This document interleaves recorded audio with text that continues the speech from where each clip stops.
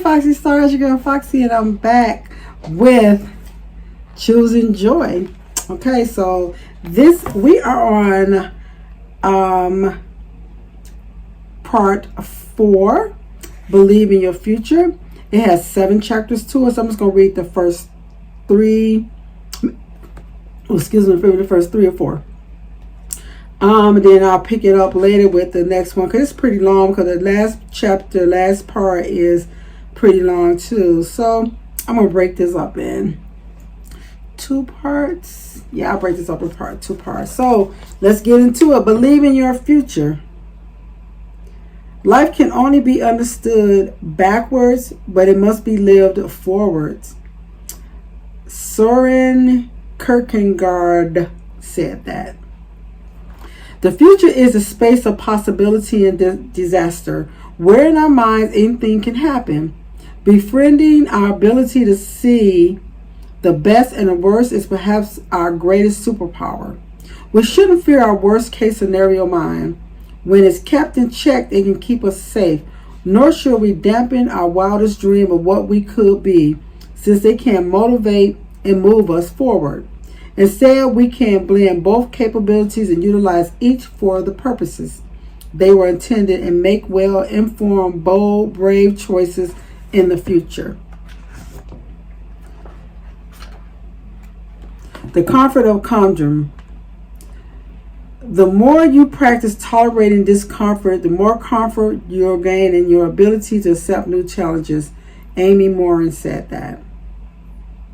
I often wonder what our ancestors would think of our comfortable lives. We escaped the chilly winter, gliding from heated cars to heated offices, mobile phones, eradicate the small discomforts of waiting for someone to arrive, and food is delivered to our door at the click of a button.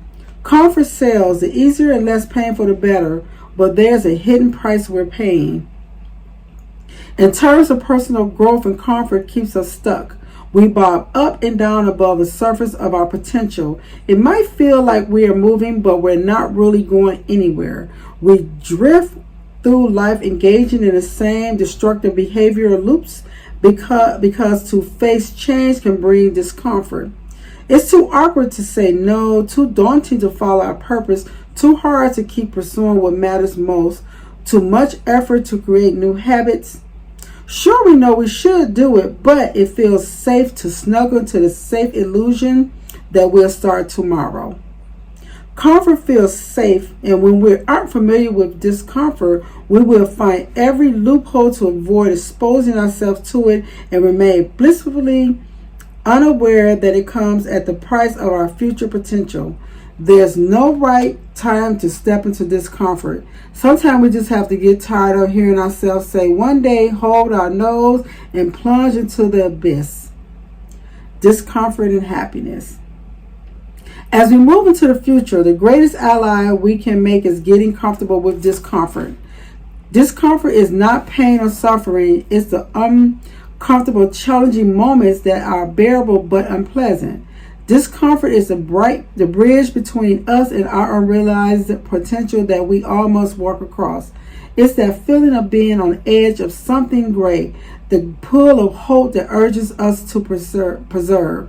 This is when humans are at their best. When we accomplish extraordinary things, we feel alive.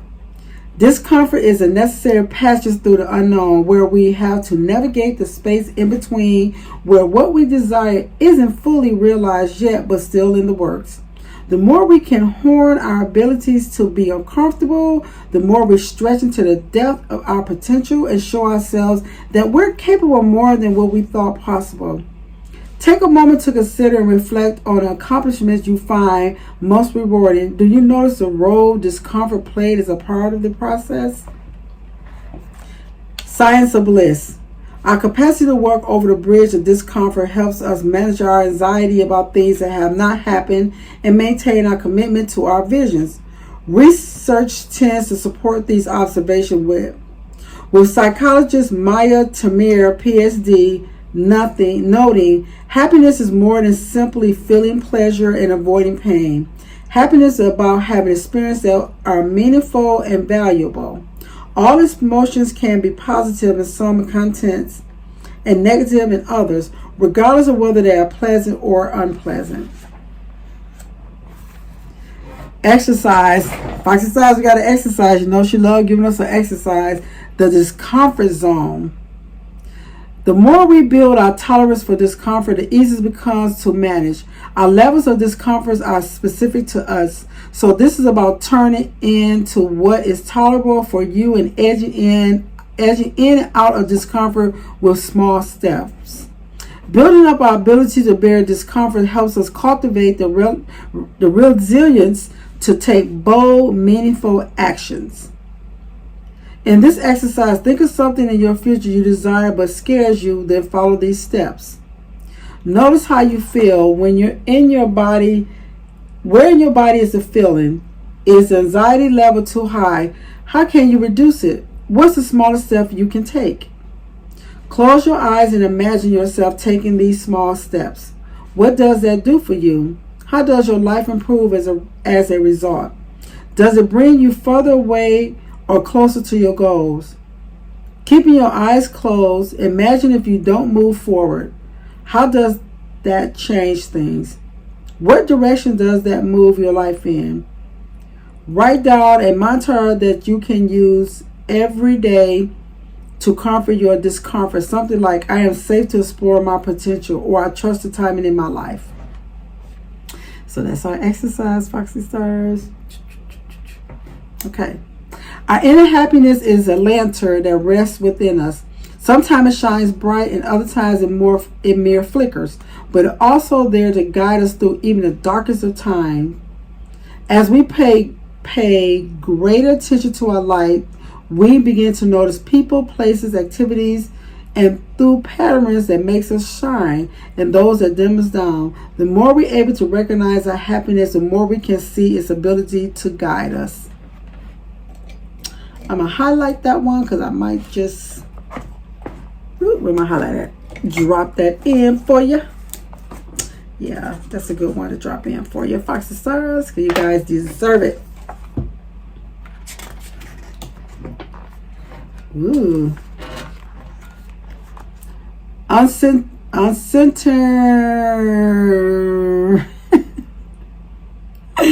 Oh God, just forgive me because I just got off work and I said I have to finish this thing. So, uncertainties, illusions. When you become comfortable with uncertainties, infinity possibilities open up in your life. If the present moment had an arch enemy, it would be uncertainty. When everything is going well and life feels under control, uncertainty can swoop in like an evil villain and snatch our happiness as its hostage. As its superpower, creating fear-based illusions is impressive. When uncertainty swoops in and nothing in our external world has changed, we're the same person at the same moment. It's the arrival of our interference over our uncertain future that changes the filter through which we see the world and alter our perception of reality. Uncertainty uproots us from the present and thrusts our minds into various imaginary future worst-case scenarios, which, despite only being based on our overactive imagination, can feel very real. Like the flick of a switch, uncertainty can transfer us from logical and calm to an anxious ball of worry that desperately craves great guaranteedness over unpredictable future outcomes. When we are grappling with uncertainty, we feel challenging to reconnect with the present moment and choose happiness. Actions and acceptance. When life is changing, we can swing between extreme or either exerting excessive control or shrugging off our ability to take any action and allowing ourselves to free fall into the unknown. But the uncertainty sweet spots comes when an action and acceptable emerge in a present moment. Let's say, for example, you're facing uncertainty over your job role as a result of organizational restructuring. You've been in a position for a few years and financially can't afford to lose your job. In this scenario, the action you may take is to update your resume, Contact recruitment agencies, refresh your interview skills, and fill out some job applications. Acceptance comes from merging the outcome of your actions. For instance, once you complete the interview, you bring acceptance that is over, and the decision of the hiring manager is outside your control.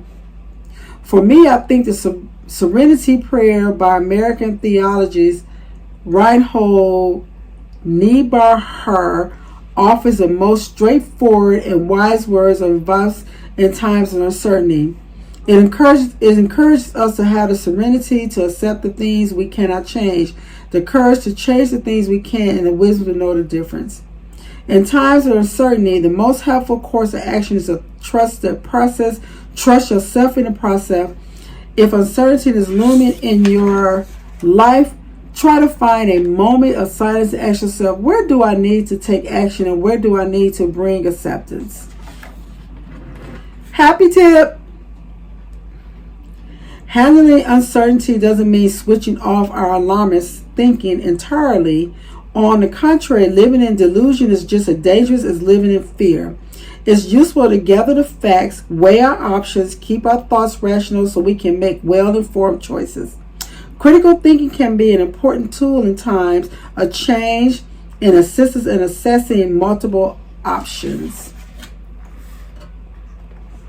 Uncertainty and happiness. Our quest to transform the unknown into the known is a valuable human quality and has enabled us to thrive. We use the power of uncertainty to drive theological innovations, pioneer medical breakthroughs, and discover new countries. However, our fear of the unknown can reduce our level of everyday happiness and prevent us from taking action towards the future. One surprisingly straightforward technique to help us outsmart uncertainty is writing. Psychologist James Penbaker and his colleagues found through their research that individuals who write about traumatic events, typically for 15 minutes over 3 consecutive days, can experience remarkable long-term benefits. The researchers found that through writing, people were able to make sense of the unknown and take meaning from adverse events happening in their lives.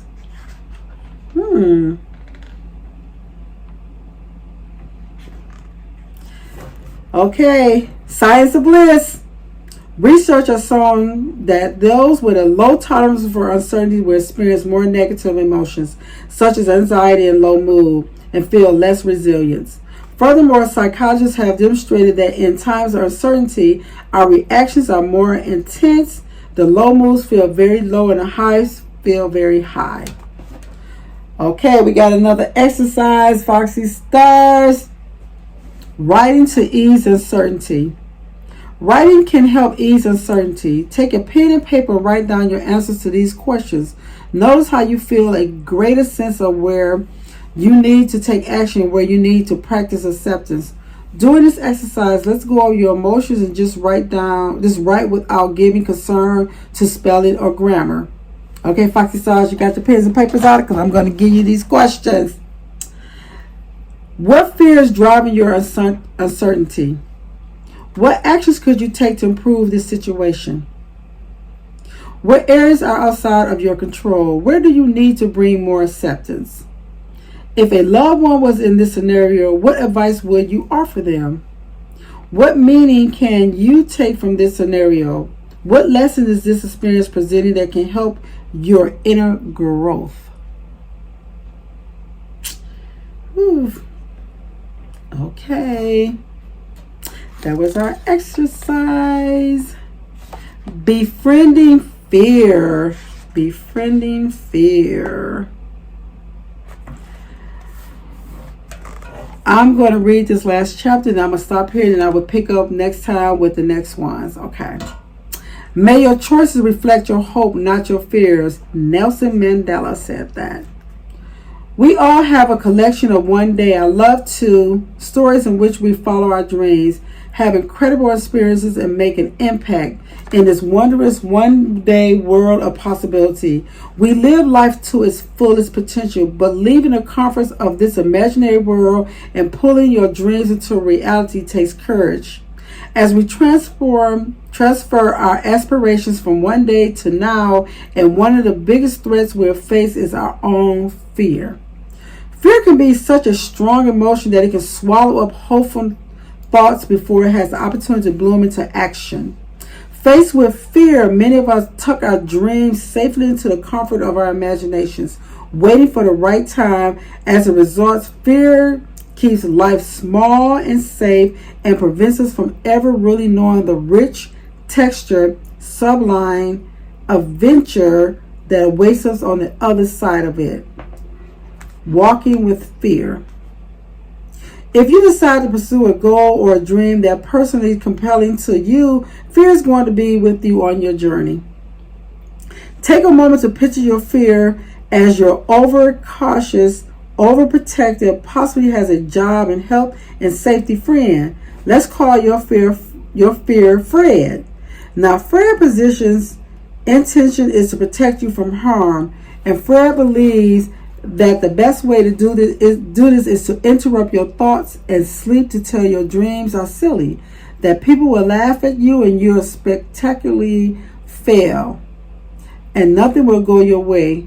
Fred will do his best to convince you to never take action, therefore never come to harm. However, if we are to choose to savor the joy, happiness, and divine possibility that comes with venturing towards what matters most to us, then we need to learn how to keep fear under control. Contrary to popular belief, the most successful people don't avoid or suppress fear's presence, but learn to journey with it. In an interview, psychologist Stanley Rachman, a leading expert on fear from the University of British Columbia, contends that brave people are now not numb to danger or discomfort. They feel and acknowledge fear and refuse to allow it to deter their behavior. If fear is coming on a journey, regardless, then psychologist research suggests that learning how to walk with it rather than run from it is critical to both our happiness and success. Never knew that. That's food for thought. Fear and happiness. Fear is natural. It unites us as human beings, and in theory, our fear should lead itself to happiness. Okay, Foxxie Signs, your girl is back. My camera cut off. So I was on fear and happiness, and I have to retract that because I don't know what I was thinking. I'm on part 3. Part 3. Girl, I have not read 4 parts of this book yet, so forgive me. So this is actually part 3. Part 3, okay. Fear and happiness. Fear is natural. It unites us as human beings, and in theory, our fear should lead itself to happiness. After all, its primary function is to protect us against life-threatening events. So why does it interfere with our happiness? And it sounds an alarm when we want to try a non-life-threatening task like perform a new activity, visit a new country, or make career changes. Professor of Psychology and Neuroscience at Duke University, Aman Hira, explains that our brains are equipped with a highly sensitive yet permanent threat detector. Speaking in an interview with the New York Times, he observes this can cause us to drive ourselves nuts, worrying about things because we have too much time and don't have many real threats on our survival. So fear gets expressed in these really strange, meditative ways. If we want to minimize fear and boost our happiness, the research suggests we must acknowledge and accept our fear as opposed to avoiding it.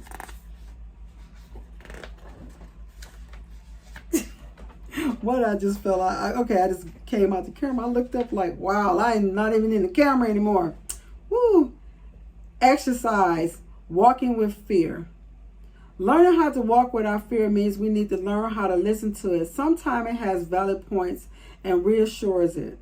When we learn to walk with our fear, we accept its presence but not its control. Say hello when fear shows up and avoid pushing it down by accepting its presence. Simply saying, hi fear, enable us to label the feeling as a word. There's a growing body of research that shows this simple act can decrease the impact emotion has on us. Listen, Objectively listen to what fear has to tell you as if you were hearing the concerns of a friend. This cognitive distance enables us to remove ourselves from fear dialogue and objectively decides how to move forward. For example, are we taking on too much of a challenge that we don't yet have the skills for? Reassure. Take time to speak kindly to your fear. Reassure it that you are in control and have all the resources you need to move forward. Reassurance will help take you out of any fight or flight responses, leaving you feeling more calm and able to make better choices. Ooh, that is interesting. Okay, guys, I'm going to read this last one, and then I will follow up with the rest probably tomorrow. Step into your future with The world is full of magic things, patiently waiting for our senses to grow sharper. William Butler Yeats said that. We face the future and unite in our uncertainties, and it can be daunting, but in the words of Joseph Campbell, awe is what enables us to move forward. Awe is a positive goosebump feeling we experience when we sense we are part of something greater than ourselves.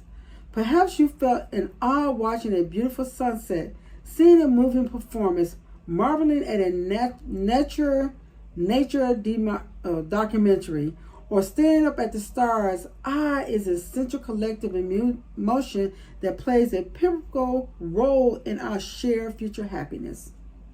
We are already amidst awe. If you currently have dirty dishes piled up, a massive to-do list, and an anxiety-fueled mind that's racing 1,000,000 miles per hour with real and imaginary problems, it can be hard to feel you are amidst awe, or anywhere near for that matter. While children experience awe with ease as they marvel at the world, as busy adults who can find it hard to peer up from our devices have become awe deprived. Aww.